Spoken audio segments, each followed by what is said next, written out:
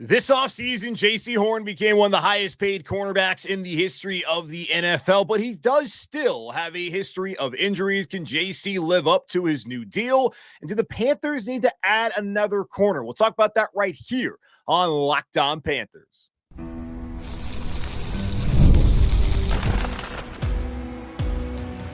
You are Locked On Panthers, your daily Carolina Panthers podcast.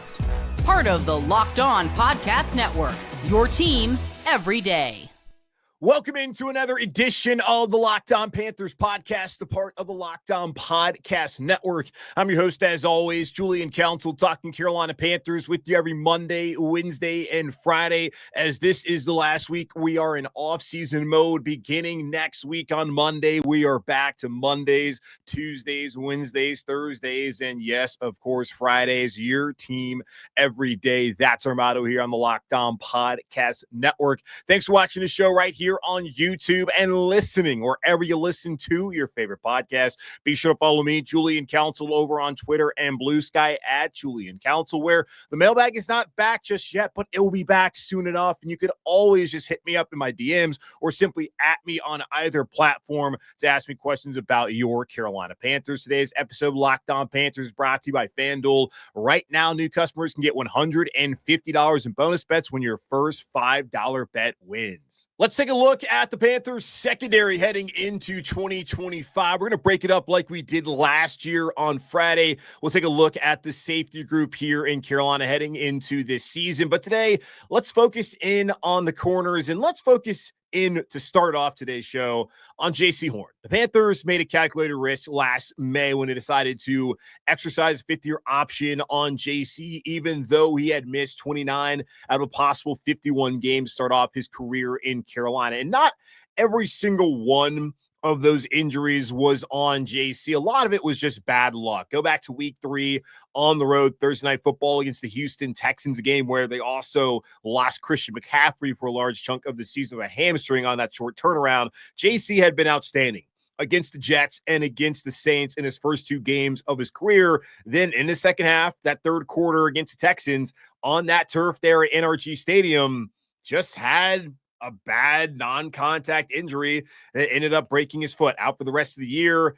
Kind of one of the situations where you wonder, was the playing surface the main reason why it happened? Was there something lingering? Either way, can't really put that on the player. Just a freak accident that happened. Comes back to next year, misses a couple of games because of a rib injury, which it's football. You're going to take some pretty bad nicks every once in a while, but he was able to still play the vast majority of the season, then had some friendly fire later on that year, broke his wrist, could not play in the pivotal Week 17 game on the road against Tampa Bay. That was the de facto NFC South title game, and I have to wonder if it's not Keith Taylor and C.J. Henderson up against Mike Evans and Tom Brady that day, and instead Jaycee Horn. Maybe the Panthers do win. Also, 3 turnovers offensively did not help out that afternoon in Tampa, but understanding had JC played, that possibly changes the entire trajectory of where the organization is today. And maybe there's a whole another podcast series about that. Had they won that game, Steve Wilkes was the head coach at the time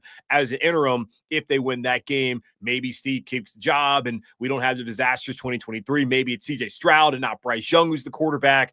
We can go through that whole butterfly effect maybe one day here on the podcast, but that's not what we're going to do today. We're talking about corners. We're focusing in on JC, at least getting back to the conversation about JC and where Carolina has landed today, where they decided this offseason, despite all that he had missed and knowing that when he had played, he was somebody that you could really look at as one of the top corners in the league, they gave him that fifth-year option. And he rewarded Carolina this past year, playing over 1,000 snaps for the first time in his career, played 98% of the team's defensive snaps in the games that he was available, only played in 15 games this year. And I only say only because he still did miss 2 games at the end of the year. But you looking at it nowadays with 17 games, soon to be 18 game regular seasons, anytime a player is able to play 15, hell, maybe 14 games, you look at that as a full season and something that you will absolutely take every single year. And for JC, that especially is the case considering how things have played out for him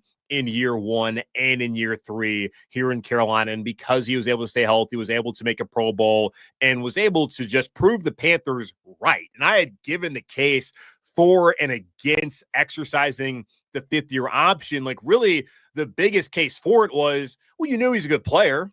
And it just comes down to, can he be healthy? And a lot of the injuries that he had suffered, they were just bad luck.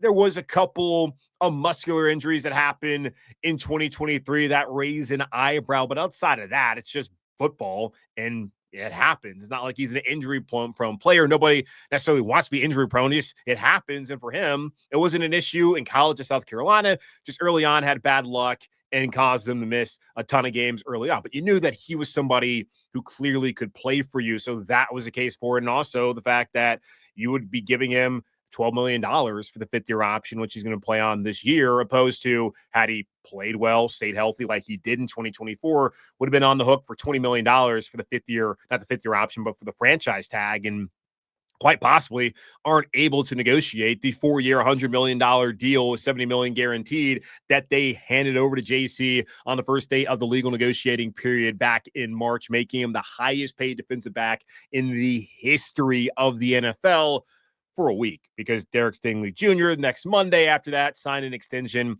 with the Houston Texans, becoming then and now the highest paid defensive back in the history of the NFL. And I assume Sauce Gardner with the Jets, whenever he gets paid, he'll become then the highest paid defensive back in the NFL, and so on and so forth as those high-low players keep coming around. But looking just at the top 5 cornerback contracts, Derek Stingley Jr. is at $30 million, Jaycee's at $25 million, Jalen Ramsey at $24.1, Patrick Surtain at $24. And that's a guy a lot of people here in Carolina, when looking at Jaycee missing a lot of time, wondered, did the Panthers get it wrong by not taking Surtain 8th overall? Instead, he went 9th overall to Denver right after Jaycee during that 2021 draft. And then AJ Terrell down in Atlanta making $20.25 million per year. The big question when it comes to Jaycee this year is, can he continue to pay off the Panthers' gamble on him? And last year, it's one where, all right, if he's not healthy, you pay him the 5th-year option, and then you have him for one more year. And maybe again this fall, you would have been hoping that he could stay healthy. And then if that's the case, you give him a big contract. If it's not the case, then you got to figure out what you're going to do in the quarterback room. And I would imagine that would have also changed their draft plans had things not played out the way they played out last year for them this past April. They may have gone with the corner early on if things did not play out the way that they have. But they have played out well. And Carolina did not address corner at all in the draft, or really in free agency, aside from bringing back Jaycee with the extension, which he was already going to be back anyways on a 5th-year option, and also re-signing Mike Jackson. Like, they have their 2 guys. So now that they've invested in Jaycee, will that investment end up working out for the long term? And it's going to have to. If you look at just the way things are broken down in his contract, it ain't going to really be easy to get out of. Like, we have like 3 years, maybe 4 guaranteed of Jaycee Horn being in Carolina. And like, that's a good thing, of course, as long as he's able to keep playing as well as he played last year and how well he's played when he's been available. And of course, he has to maintain his availability on a week in and week out basis here in Carolina over the next couple of years. So that's just the only question I have, is will he be healthy? Because if you look at it, he's still missed 2 games in the last season. He's missed 31 games out of a possible 68. So he's only played in 37 games in 4 years. And let's do the quick math there.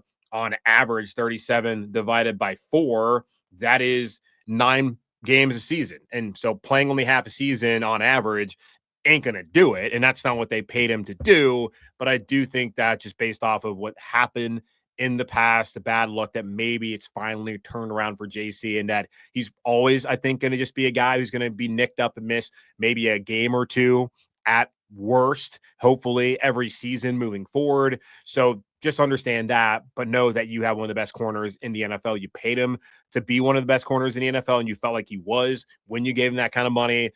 Just comes down now to, can he stay healthy enough and continue to help this team move forward defensively at that cornerback spot? Mike Jackson also back for year 2. What does he have in store? And do the Panthers need to look at adding another cornerback? I know a lot of y'all wanted to see that. Is that something that makes sense? Talk about that here in just a moment on Locked On Panthers. Summer sports are in full swing, and whether you're all about baseball under the lights, golf on the greens, or high-stakes soccer action, FanDuel is the best way to make every game even more exciting. You already following the action. Why not make it a little bit more thrilling? With FanDuel, you can get in on the game while your friends are getting sunburned at the beach. I've been using FanDuel to track my favorite matchups, and the app keeps it fresh with new daily promotions and fun ways to bet. It's easy to use, fast to pay out, and makes even regular season games feel like must-watch events. Whether I'm placing a same-game parlay or watching a bet right into the ninth inning, FanDuel makes it feel like I'm part of the action. New to FanDuel, new customers can bet just $5 and get $150 in bonus bets if your first bet wins. Open the FanDuel app today or visit FanDuel.com/lockedon to get started. Let's go back to the trade Carolina made last offseason, sending Dante Jackson to Pittsburgh in exchange for Deontay Johnson, who was a much-needed top-tier wide receiver, considering just how poor that position was during that disastrous 2-15 2023 season where Bryce Young was left with Adam Thielen and not much else to throw to weekly throughout that year. Of course, Frank Reich getting fired, Thomas Brown not working out as the OC and play caller, all around just very bad. Yikes, that season was. So Carolina knew last offseason that they needed to try and get a big-time receiver. So they sent Dante, who they were already going to cut, and they sent him to Pittsburgh, and it worked out to where they were able to get Deontay Johnson. And they also swapped their 6th-round pick for a 7th-round pick, which they ended up using a month later on Michael Barrett, fresh off of a national championship up there in Ann Arbor with Jim Harbaugh and the Michigan Wolverines. Eventually, they realized that this Michael Barrett guy wasn't going to make the team. He was not going to be that special teams ace that they hoped that he could be, and that they were in pretty clear need of a corner. See, they had traded Dante because they were over the whole Dante Jackson situation. Not to say that Dante was a problem in the locker room, just that his time had run up here in Carolina, and they had brought in Dane Jackson instead. So there's still going to be a D-Jack in Carolina. The only problem was that Dane Jackson was dealing with a hamstring, and it was significant enough to where he clearly was going to miss the beginning of the season, and that left Carolina in pretty desperate need for another corner. Sure, there was Deshaun Jameson, there was a Caprio Boodle, and for a time there was even Lamar Jackson, who, where is he at? Not the Baltimore Lamar, but the Lamar who was here for a second. We thought that maybe he's going to be the number 3 corner in Carolina after he had an impressive start to training camp and the preseason. So they sent Michael Barrett over to Seattle for a one Michael Jackson, but we now know him as Mike Jackson. He came in and ended up starting over Dane Jackson, even when Dane came off of IR after that hamstring injury. And, well, Mike Jackson ended up playing almost every snap this season, played 99% of the snaps, started and played in every single game. According to PFF, he graded out higher than Jaycee Horn, which is preposterous, but okay. They said he played like a top 50 corner in the NFL last year, which you will absolutely take for a player that you traded for in late August, and you gave up a 7th-round pick who wasn't going to make your team, didn't make the Seahawks team, mind you, as well. So while they were in pursuit to get a wide receiver, a number 1 wide receiver, that is in Deontay Johnson, they actually ended up getting a number 2 corner in Mike Jackson. And they ended up keeping Mike Jackson around this offseason because on that first day of the legal negotiating period, he was a priority for Carolina as he signed a 2-year, $10.5 million deal with up to $14.5 million in incentives. Looking at the contract structure breakdown, this is truly a 1-year deal. But could end up being him here for 2 years. That is Mike Jackson. He has $2 million of his 2026 salary fully guaranteed by the 3rd day of the new league year. And if he gets injured, it's also that $2 million is guaranteed. So if he plays the way he played last year and plays all these games and can consistently be on the field, then I do think that he's going to get that $2 million. And then some as a per game active bonus of $30,000, which is just over $500,000 per year. And then in interception incentives, he has $500,000 for 4 and then $500,000 for 6. So if he gets 6 interceptions, $1 million. That's how he gets up to the 14.5 by getting 6 interceptions in the next 2 years and playing in every single game and hitting the active game bonus. But man, what a move by Dan Morgan. If you think about it, like all the moves that he's made so far, and Like, I love the trade up, both the trade ups this year in the draft on day 3 to get Princely Umanmielen from Ole Miss in the 3rd round, to get Nick Scorton from A&M in the 2nd round.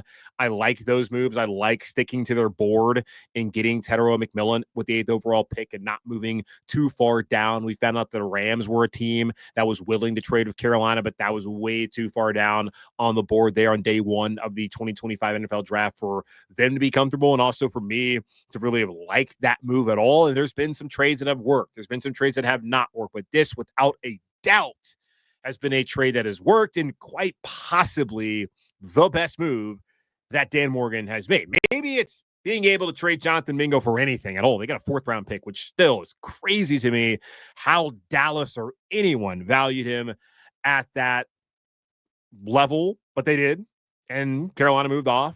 But this is the move that I look at as being so far Dan Morgan's best move. And Mike Jack led the team with 17 pass deflections. He's back on what is a really team-friendly deal. It's a 1-year deal if he does not play well enough, and yet there still appears to be, at least from the fan base, like an appetite to add another corner. Like Jair Alexander was the latest name when we had a conversation about this that y'all wanted to see come back home. Like, I say back home because he played at Rocky River and understand all that. Local guy, was, until recently when he got cut by Green Bay, one of the highest paid corners in the NFL. That's not the case right now, as he has headed up to not Jacksonville, up to Baltimore. Don't know how I got those two things confused. AFC either way, but headed up to Baltimore to the team of his old teammate Lamar Jackson on, of course, opposite sides of the ball as they play with each other at Louisville. But that was somebody that people wanted to see. And was it more that he was from Charlotte? Was it because he was one of the highest paid corners at the time, and of course a really good player? But somebody, if you look at Jaycee Horn, hell, Jair Alexander's missed more time recently than JC has. And do you want another oft-injured cornerback? Not saying another injury-plagued quarterback, but another oft-injured cornerback.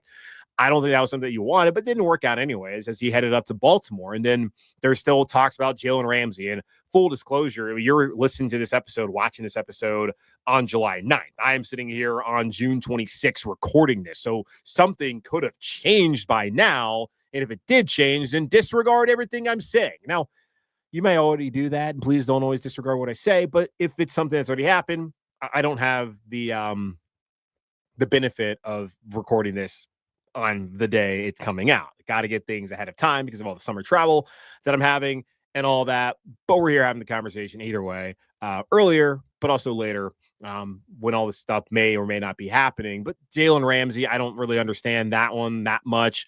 There's talk like, oh, he could be a safety. Okay, but again, he's never played safety. I know there's been plenty of examples of corners later on in their careers going out there and transitioning to safety, whether it's with their current franchise or another organization, and playing at a high level. So I'm not saying he can't do it. He's a great athlete, been a really good player for a long time now in the league. But do you want to trade for him and then pay what it's going to cost to do that? And maybe they already have, but I hope that's not the case, because I just don't think that makes a lot of sense for this team. But if we're talking about adding another corner to come in here and start, well, are you not paying attention? They paid Jaycee Horn, who, yes, obviously JC's not being replaced, but they just paid him $100 million. And they are paying Mike Jackson this season to be their starting corner. Like, that's not what they appear to be in the market for right now. And at some point in time, when you look at some of the back end guys like Shamar Bartholomew and Caleb Evans and others who are trying to make this team, you got to just develop your own guys. You can't constantly be out here spending money, and you want to draft and develop. That's what you want to do. Or you want to be able to find some diamonds in the rough off of waivers and get them on some cheap salaries before you have to pay them a significant amount of money. So for me, I could see the appetite for this organization to want to bring in a vet corner to play on the outside, because I don't think necessarily, I think they do have that. I think if anything, they probably need a veteran to come in and play the slot, because they got Chau Smith-Wade right now, who would be the one who would likely be starting at that nickel position in Gerald Rivero's defense this upcoming season as a second-year player, 5th-round pick out of Washington State from a year ago. But I would think that, if anything, you want to bring in a veteran for that spot. But I think they already have enough depth at this point in time, and guys that they've been developing behind JC and behind Mike Jackson, to where I don't understand why this has really been a conversation amongst people in the fan base. So we'll see what they do. But I think if anything, they're probably fine on the outside. If they want to add somebody who can come in and provide some cover for your youngster there in the slot this upcoming season. And speaking of Chau Smith-Wade and some of the other guys who are going to be vying to make the roster, let's talk about them and how many corners Carolina is going to keep once they get down to the initial 53 in August. Here in just a moment on Locked On Panthers.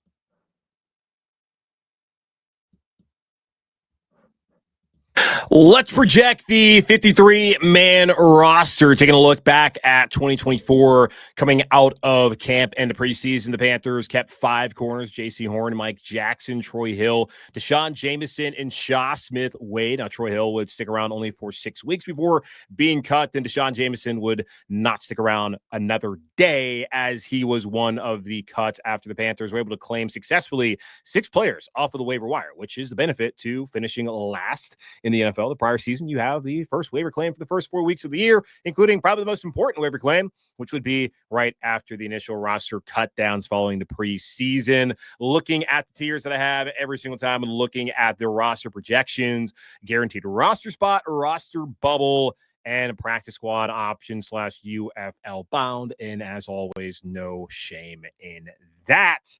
Roster spots that are guaranteed.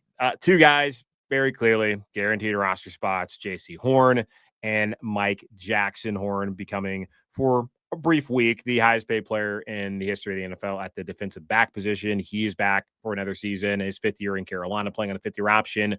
And Mike Jackson signing that 2-year, $10.5 million deal, which could be up to $14.5 million if he's able to stick around for the next 2 years and hit all of his incentives, is back as cornerback 2 for a 2nd year in a row, opposite of JC. And the other player who is guaranteed to make the roster is the 5th-round pick from a year ago from Washington State, Wazoo Cougs, Chau Smith-Wade. Now, last season, as a rookie, played in 14 games, starting in 4-1 earlier in the season, and then the final 3 games that he played last year before missing the last couple of games because of an injury. Don't remember what the injury was. Couldn't find it, but he missed the last couple of games because of an injury, but he's all good to go this offseason. As Jaycee Horn, when speaking to the media at OTAs, he said the most impressive player that he had seen across their position group, just across camp, had been Chau Smith-Wade, which is really encouraging to hear, because this is somebody who got the opportunity because Troy Hill, they decided, let's move on, give the younger guy more snaps. And then Dane Jackson came back. They had paid him to be the number 2 corner opposite of JC. He had the hamstring. When he came back, he really struggled. He had a 23% missed tackle percentage, y'all. Like, that is atrocious last season. Sucks to see how things played out for Dane, who was a guy that Dan Morgan really liked, that pounded the table back when he was in Buffalo to get him in the 7th round when he was drafted. Now he's back in Buffalo, Dane is. So hopefully things work out for him in his 2nd stint with the Bills better than they worked out, of course, last year in Carolina. But once Dane Jackson was benched, they put Chau back there. And like, his grades, according to PFF, weren't great. Like, the game prior to him being inserted as a full-time starter, he played, I think, 50 snaps against Tampa Bay and had an 80 grade. But after that, in the games against Philly, Dallas, and Arizona, he had a 55.8 grade, 56.8 grade, 51.7 grade. Neither one of those are outstanding. But again, this is a guy who was selected on day 3. He's making his 2nd, 3rd, and 4th starts ever in the NFL, in what, at that point in time, yes, Carolina's trying to win these games. They were far more competitive in the second half of the season, but this was a lost season. They weren't going anywhere. They weren't going to be a playoff team. Why not get your younger guys out there and get them ready? And much like with Trevor Wallace, which we talked about on Monday, getting the opportunity his first year when the expectations was not for him to play very much, if at all, as a rookie, other than special teams. He now has 8 games under his belt of starting experience. And now he heads into this year with that experience to where he knows what the speed of the NFL games are like and what he can do to improve. And Chau Smith-Wade, it seems, has taken his experiences from last year in the games that he played, whether he was starting or not, to where he's really performed well across the spring and throughout minicamp and OTAs, to where JC's praising him, and he's in a position to where I would expect that he would be the starter come week 1 in Jacksonville at that slot position. That is, unless Carolina decides that they want to bring in a veteran player to be ahead of him. But it seems like all the veterans that they had ahead of him last year didn't do a good enough job to where they were willing to go ahead and just get him in there right away. and give him an opportunity. And with that opportunity, maybe the numbers weren't great according to PFF, which is just, again, one way to look at it. This is the same entity that, yes, I use a lot, but that said that Mike Jackson was better than Jaycee Horn last year. Don't believe that was the case. Maybe it was. I don't think so from what I saw. But either way, Chau Smith-Wade back for another year, and excited to see how he's able to perform as a first year as a full-time starter on likelihood in that nickel corner spot. Roster bubble. Got two guys I'm looking at here, and these are the two guys I brought up many times when we've had conversations about, does Carolina need to add more cornerback depth? What do they do in the outside behind Mike Jack and JC? Do they need to go out there and trade for Jalen Ramsey, go out there and get Jair Alexander and yada, yada, yada? I've always brought up, well, they have a Caleb Evans and they have Shamar Bartholomew, two younger guys who this staff apparently likes. Caleb Evans started off his career in Minnesota with the Vikings. He was waived midway through last season. Panthers claimed him off of waivers, and he played in 2 games here late in the season and started finale in Atlanta before going down with an injury. He made 15 starts back in 2023 with the Vikings. So he's not that far removed from being a full-time starter for a team that was, I think, were they a playoff team that year? But they weren't a bad football team that year in Minnesota. So he played a significant amount of snaps not that long ago and came last year after being waived by Minnesota and was a backup and got one opportunity. Unfortunately, it did not work out because he got injured. But that's somebody that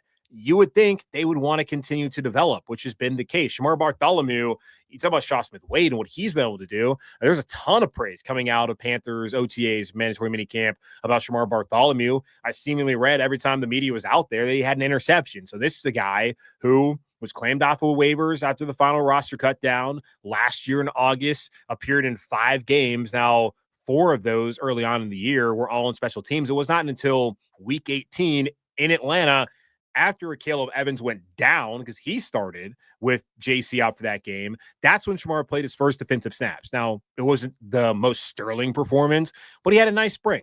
And at some point in time, like I said earlier, instead of going out here and spending big money, if you're spending big money at all, in trading assets for guys, you got to develop the dudes that you already have in-house. And they looked at Shamar, they looked at a Caleb, both of them on the waiver wire, and felt like they were worth placing a claim on. And they got him here in Carolina, and they've got them to learn how they operate, this scheme, all of that. And now you're in a position where heading into this year, you have 2 guys who can back up JC and who can back up Mike Jackson. And not every team in the league is going to be able to have 2 really solid corners on the outside to back up your starters. And if you have your starters play as much as they played last year, then yes, you always want to have the backup, but it's not like it's the most pressing need in the world. So I look at the 3 that they have right now, and JC and Mike Jack and Shaw, and think they're in a good spot. And then with these 2 guys, they're keeping 5 again. It's going to be them. A Caleb and Shamar both can play special teams, of course. Now, the dudes that I look at are practice squad options or likely UFL bound. Corey Thornton, he's a rookie out of Louisville. He is one to look at. Michael Reed, as well as a rookie. MJ Devonshire, and then Travis Broughton. Those would be the 4 guys who really be important for them during the preseason to show why they are worth keeping around on the practice squad. And being on the practice squad is being on the NFL roster. Since they expanded it to 69 guys, that's 16 on the practice squad, 53 on the active roster. Like, you're on the team. And we see plenty of times guys get an opportunity to be elevated a couple of times a year per NFL rules. So you're a part of the team if you're able to be on the practice squad. So those are the guys who I think probably are not going to make the initial 53, but only time will tell depending on how they're able to perform during training camp and during the preseason. But that's going to wrap up this edition of the Locked On Panthers podcast, part of Locked On Podcast Network, hosted by yours truly, Julian Council. Again, y'all subscribe and follow the show for free over on YouTube or wherever you listen to your favorite podcast. And be sure to follow me, Julian Council, over on Twitter and Blue Sky at Julian Council. The mailbag is not back just yet. You can always at me or DM me on Twitter or at me on Blue Sky with any questions you have about your Carolina Panthers heading into training camp in a couple of weeks. In the meantime, be safe, be happy, be whole. As always, keep pounding. And on Friday, we're back to talk about the rest of the Panthers secondary, taking a look at the Panthers safety room.